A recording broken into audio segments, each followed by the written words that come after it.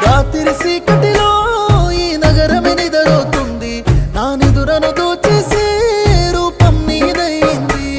నీ నిందరిలో ఉన్నా నా సుందరి కనబడుతుంది, ఎద హత్తుకునే సమయం రాని వచ్చేసింది. 7 అడుగుల జీవితము, ఎద పలికి సంగీతము, ఏ జన్మల పుణ్యమో, ఏ నాటిదో ఈ బంధం.